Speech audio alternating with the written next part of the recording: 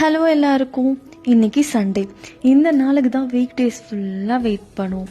But Sunday வந்துட்டா இன்னைக்கு சண்டேன்னு ஹாப்பியாக இருக்கதா இல்லை நாளைக்கு மண்டேன்னு வருத்தப்படுறதான்னு தான் தெரியல. எனிஹவ் இன்னைக்கு கொஞ்சம் லேட்டாக எழுந்திரிச்சு ஸ்ட்ரைட்டாக லஞ்சே சாப்பிட்லான்னு பிளான் பண்ணியாச்சு. ஸோ லஞ்சுக்கு என்ன சமைக்கலான்னு கேட்க மட்டன் குழம்பு அண்ட் சாப்பாடு பண்ணேன்னு ஹஸ்பண்ட் சொன்னார். அதுக்கு நானும் சரி ஓகே மட்டன் குழம்பு பண்ணுறதுக்கு முன்னாடி மட்டன் சூப் ரெடி பண்ணலான்னு தான் பண்ணிட்டு இருந்தேன்.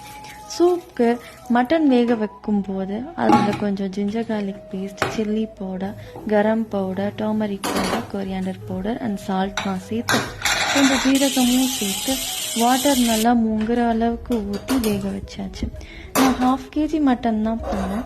உங்களுக்கு குவான்டிட்டி அண்ட் மட்டனுக்கு ஏற்ற மாதிரி விசில்ஸ் அட்ஜஸ்ட் பண்ணிக்கோங்க. நான் 8 விசில்ஸ் வந்ததும் வேக வச்ச தண்ணியும் 1-2 மட்டன் பீஸும் எடுத்துக்கிட்டேன்.